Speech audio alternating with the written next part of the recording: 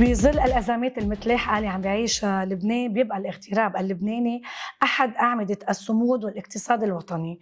ضمن سلسلة لقاءاتنا مع شخصيات لبنانية فاعلة، نستضيف اليوم الرئيس عباس فواز، رئيس الجامعة الثقافية اللبنانية في العالم سابقاً، للحديث معه عن واقع الجاليات اللبنانية بالخارج ودورها بدعم الوطن والتحديات اللي عم بتواجه العلاقة بين الدولة والمغتربين.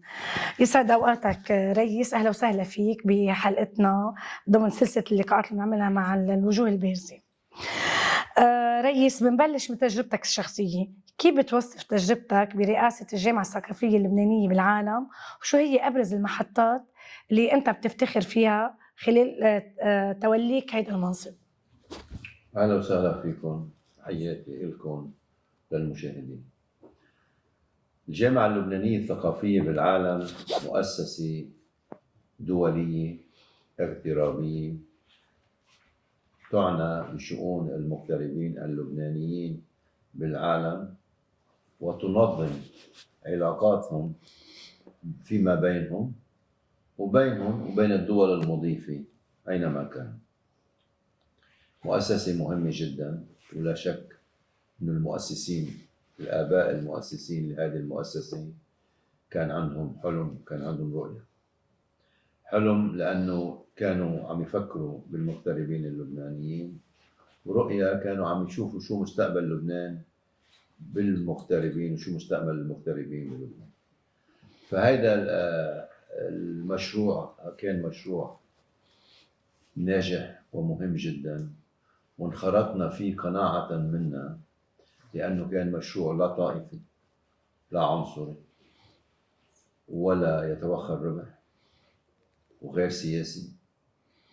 فانخرطنا بهذا العمل الثقافي الاجتماعي الاقتصادي بكل سرور وبكل اندفاع. شو هي التحديات اللي كانت عم بتواجهك بهيدي المرحله؟ التحديات الأولى اللي هي الطبيعية، تحديات التفاف المغتربين حول الجامعة وإقناعهم إنه هيدي مؤسسة تعمل لمصلحة الجميع دون أن تأخذ السياسة بعين الاعتبار. يعني اشتغلنا على إقناعهم إنه هيدي لجميع أبناء الوطن، برغم إذا عندهم قناعات سياسية أو لا، برغم اختلاف قناعاتهم السياسية، بس بشرط إنه ما ينقلوا هذه القناعات السياسية على داخل الجامعة.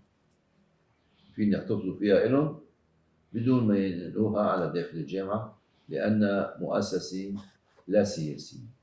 وأنا قلت وبقول وبوصي إنه هيدا الصمام الأمان الوحيد لبقاء وانتشار وتطور الجامعة هو عدم إدخال السياسة فيها.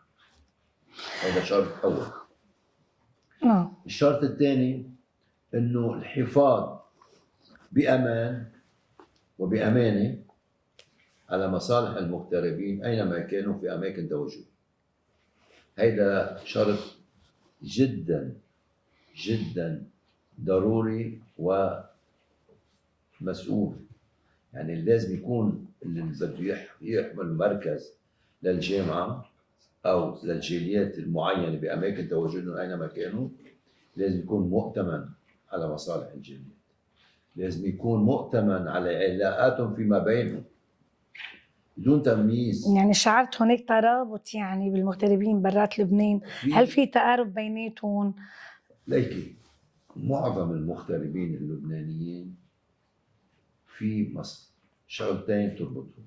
الشغلة الأولى علاقاتهم ببعضهم العائلية والاجتماعية، والشغلة الثانية في شبكة مصالح مشتركة تربطهم ببعض معظمهم. فهيدي العلاقة إذا طورناها إيجابياً تعطي مفعول كتير جيد، وإذا دخلت عليها السلبيات يعني بتأذي الجاليات. فلذلك كنا دائما نعمل على تطوير علاقات اللبنانيين فيما بينهم اجتماعيا وثقافيا، وتحفيزهم على تطوير شبكاتهم الاقتصادية، وكل هذا ضمن القوانين المرعية في الدول اللي عايشين فيها، نعم. لأنه هو أمانهم الوحيد هو القانون. يعني إذا بدنا نحكي عن الدور الاقتصادي للمغتربين هو أساسي، يعني الاقتصاد اللبناني والوطني، كيف بتقيم اليوم دور المغتربين بدعم الاقتصاد اللبناني كونك عم تحكينا إنه هن كمان عندهم تأثير اقتصادي؟ المغترب اللبناني هو كان ولا زال وسيبقى الداعم الأساسي للاقتصاد، ما في بديل عنه. ما تفكر شو ما عملوا مسؤولين على أي مستويات كانوا، ما بيلاقوا بديل اقتصادي يهتم ويضحي من أجل لبنان إلا مغتربين. وهيدي شغلة تقليدية، بنى لبنان من اليوم 43 لليوم على المال الاغترابي وبسواعد أبنائه في الداخل. نعم. تيجي موجات استثمارية من الخارج، من أصحاب، من أشقاء، من دول صديقة، بنرحب فيها. لبنان اقتصاد حر، باب مفتوح، اقتصاد الباب المفتوح، open door policy. فلذلك بنرحب بكل الاستثمارات بالعالم والمساعدات من الأشقاء ومن الأصدقاء. يعني برأيك ولكن الدور الأساسي نعم. كان وسيبقى للاغتراب اللبناني. الاغتراب اللبناني هو مشارك في كل القطاعات الاقتصادية. يعني نظرا هل الوضع بتحس صار في هون كأنه قلة ثقة يعني بين المغترب والدولة، تراجعت هيدي الثقة برأيك بعد هالأزمة الاقتصادية؟ في أزمة بالعلاقة بين المغتربين والدولة. في أزمة، وهيدي الأزمة تقوى بمراحل وبتخف بمراحل. سبب هاي الأزمة هو عدم وضوح سياسي اغترابية من قبل الدولة. الدولة ما قدرت لحد اليوم تحدد سياسة اغترابية واضحة نعم. تحدد فيها المطلوب من المغتربين ومؤسساتهم الاغترابية. شو المطلوب لإعادة تحفيز الاستثمار والاغترابي بلبنان؟ تطلب من المؤسسات الاغترابية يحددوا شو المطلوب من الدولة، يعني يكون في تواصل، يكون في سياسة اغترابية مشتركة من الجهتين، يعني يكون في مصلحة للجهتين فيها. هذه وزارة الخارجية معنية فيها أكثر شيء. وزارة الخارجية معنية فيها أكثر شيء، ورئيس الجمهورية ورئيس الوزراء ورئيس مجلس النواب كلهم معنيين فيها، لأنه السياسة الاغترابية بتشمل الكل. وزارة الخارجية إذا بدها تتعامل مع المغتربين بطريقة فئوية أو سياسية حزبية ما بتنجح، ما بصير في سياسة اغترابية. فلذلك لازم تكون التعامل مع المغتربين فوق المصالح الحزبية، تكون من خلال مصالح وطنية، مش خلال مصلحة الاقتصاد الوطني. كيف بتقيم هلا سياسة الدولة اللبنانية تجاه الانتشار اللبناني؟ كيف بتقيمها بشكل عام؟ ما فيها وضوح. بتشوف انه مشاركة المغتربين بالانتخابات حق مكتمل او انه هناك بعد في ثغرات؟ هلا مشاركة المغتربين اللبنانيين بالانتخابات حق مكتسب، ولكن ما بدنا يعطونا حق يرادوا به باطل. هذا الحق اللي نحن حقنا ما بدنا يمارسوه بطريقة انه يرادوا به باطل. يعني عم نشوف نحن هلا الجدال اللي عم بيصير، هذا الجدال اللي عم بيصير مش لمصلحتنا. نحن ما بدنا صراع سياسي على ارض الاغتراب، ما بدنا. هذا بيأذي مصالحنا وبيضر بمصالحنا في الاغتراب، في دنيا الاغتراب. فلذلك نحن نتمنى نكون بمنأى عن الصراع السياسي في الاغتراب. هلا انا ما عم ادعي هون انه المغتربين ما عندهم ميول سياسيه، لا عندهم ميول سياسيه، بس في شيء بوجودهم الاغترابي بيمنعهم من ممارسه السياسه الحزبيه في اماكن تواجدهم بموجب القوانين المحلية. شو هي؟ يعني بيعرضهم نعم. لملاحقات وأذى بمصالحهم هن بالغنى عنه. إذا بدهم يتحمسوا حزبيا على الأراضي الاغترابية بيأذيهم، وفي معظمهم لذلك ما بيتحمسوا حزبيا على أرض الاغتراب، ممكن يتحمسوا حزبيا بأرض الوطن حرين، أرضهم هون ما حدا في يوجه لهم أي علامة استفهام. بس الأراضي الموجودين عليها برا، إن كان معهم جنسيات أجنبية أو إن كان معهم إقامات بالدول اللي عايشين فيها، تلزمهم بقوانين الدول اللي عايشين فيها. برأيك شو هي الخطوات المطلوبة يعني لتعزيز حضور اللبنانيين بالخارج ضمن القرار الوطني؟ أنا بعتقد بعد يعني لبنان ما صار في عنده سياسة اغترابية واضحة أو رؤية اغترابية واضحة نعم. تحدد دور المغترب. فمن السابق لأوانه إنه نحدد شو بده يكون دور المغترب السياسي. وكوننا نحن جامعة لا سياسية بالغنى عن الخوض بهذا العراق الدائر، نحن بالغنى. يعني تطلب من الدولة إنه يحيدوا المغترب عن نفسنا عن هذا الصراع السياسي. نعم. لأنه نحن أصلا كجامعة لبنانية ثقافية بالعالم مؤسسة لا سياسية، فهيك ما هيك بيفرض علينا قانوننا. فلذلك نحن بالغنى عن هذا النقاش وهذا التدخل وهذا الانخراط بهذا الصراع السياسي. طيب على مستوى الجاليات يعني نفسها، كيف بتوصف واقع الجاليات اللبنانية اليوم بأفريقيا، بأوروبا، بالأمريكتين، بالخليج؟ كيف بتوصف واقع الجاليات اللبنانية؟ الجاليات اللبنانية بالاغتراب تتمتع بثقة شعوب وحكومات الدول المضيفة. هي أهم شيء، هيدا صمام الأمان تبعنا. نحن ناس كتير ما بتعرف أو بتدعي إنه بتعرف وهي ما بتعرف إنه ثقة الناس والحكومات بالدول المضيفة اللي عايشين فيها اللبنانية، ما بدي وصف، بس حقا وضعنا كتير منيح مع الشعوب وحكومات الدول المضيفة، لأنه نحن بنقدم خدمات ضرورية وبنتعاطى مع هذه الدول كمواطنين صالحين وبنلتزم بالقانون، وصرنا جزء من النسيج الاجتماعي والاقتصادي والتنموي لهذه البلدان. ولذلك نحن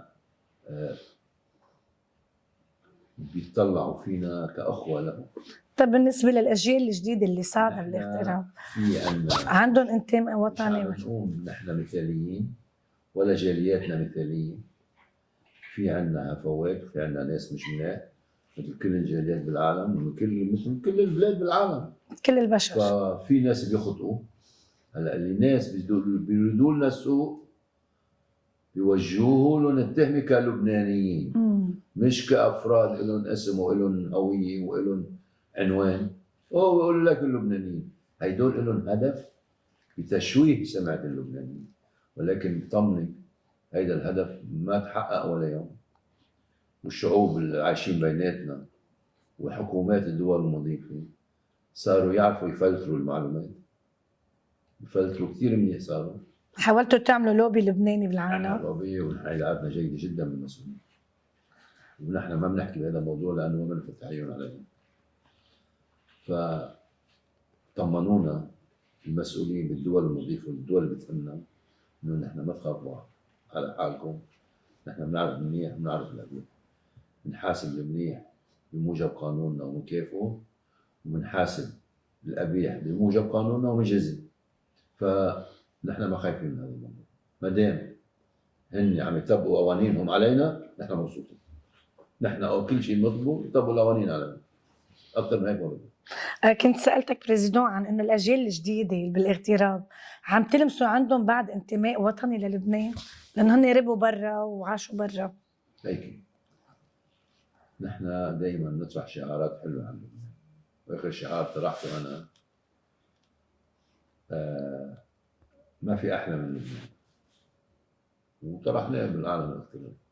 وفعلا كل المغتربين، الأجيال القديمة والجديدة، الجيل الشاب، بس عم يجوا لهون، عم نشجعهم يجوا لهون، بس عم يجوا لهون ويرجعوا، عم يرجعوا هن يكرروا هذا الشعار: ما في أحلى من لبنان. اللبناني برا بحب لبنان. وبقول لك شغله هيدي أنا دائما أنا حسيت فيها لأنه أنا مغترب.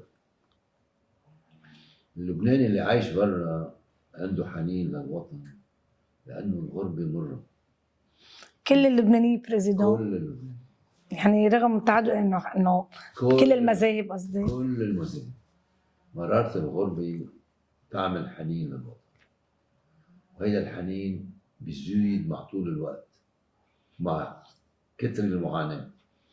فبتلاقي المغترب اللبناني عنده كتير حنين للوطن، ونحن عشناه. حتى رغم انه هيدي الازمه، طبعا ازمه المصاريف، المغترب اللي قد عمره عم يتعذب. حدا بعد هون بيسمع على فيروز وعلى وديع الصافي، لا هون بطلوا، وعلى نصر شمس الدين، هونيك بعدهم، هونيك بعد، هونيك بعدهم، هوني هلا يسمعوا على الجيل الجديد، هون رقاصين، بس هونيك لا بعدهم على القديم، يسمعوا على صباح وعلى فيروز وعلى نصر شمس الدين، وبعدهم اخذين فكره انه على العادات القديمه اللبنانيه. هون تغيرت، هونيك بعدهم محافظين عليها، بعدهم بحبوا لبنان مثل ما هو، مثل ما كان ومثل ما بدهم اياه. بالنظر للمرحلة المقبلة ريس، كيف بتشوف مستقبل الاغتراب اللبناني بظل هالمتغيرات الدولية والإقليمية؟ ليك لبنان بالعالم في دول قوية، في شعوب قوية. لبنان شعب قوي منتشر وله تشعبي، مش متكامل. مهما أساء الزمن، مهما قل الزمن ونزل، يبقى لبنان بوجود أهله، بوجود مقيمين ومغتربين، ما بينخرب. شو ما عصفت فيه الرياح يرجع يقع. شو رسالتك للشباب اللبناني اللي عم بيفكر بالهجرة من لبنان حاليا بهذا الوضع؟ يعني في كتير شباب عم تفكر تهاجر، شو بتوجه لهم رسالة؟ هلا أنا رسالتي للشباب اللبناني إنه إذا إجاهم فرص مهمة برا، مش غلط يهاجروا، بس يحافظوا على ارتباطهم بلبنان وبعائلاتهم بلبنان، يحافظوا على الزيارات دائمة للبنان مشان ما يخسروا هذا الوجود اللي لهم موجود هون، ما يخسروا الانتماء بيضل موجود مهما هاجر بيرجعوا. أنا ابن مهاجر، بيي هاجر وأنا هاجرت ورجعنا، فما في خوف على اللبناني إنه ما يرجع حتى لو هاجر. فأنا بوجه رسالة لكل اللبنانيين: حافظوا على حالكم برا لتقدروا تحافظوا على لبنان، وابقوا مرتبطين بلبنان لتقدروا ترجعوا على لبنان. بالختام رئيس، نحن كمان نطلب منك كمان أن توجه رسالة للبنانيين بالداخل وبالخارج، مش بس اللي هون. رسالتي للبنانيين ببدأ برسالتي للمسؤولين: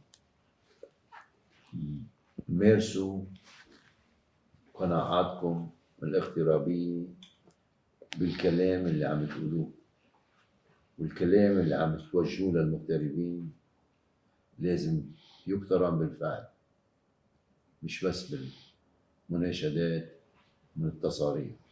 لازم هذا الكلام يكون مطلوب بعمل جدي، بسياسة اغترابية واضحة. وبقول للبنانيين: أو علاقاتكم بمغتربينكم، لأنه هن يعني إذا بدك هن الذخر الذي لا ينضب. وللمغتربين أنا بناشدهم يبقوا على تواصل مع لبنان، لأنه ما في أحلى منه. نحن بنشكرك رئيس على هذا اللقاء القيم جدا، شكرا لك. ومتابعينا بنشكر كمان متابعتكم، وإن شاء الله إن لقاء تاني كمان مع رجل من بلادي يكون كمان ذات فاعلية، حتى دايما نضل على تواصل. شكرا كتير لكم. ميرسي.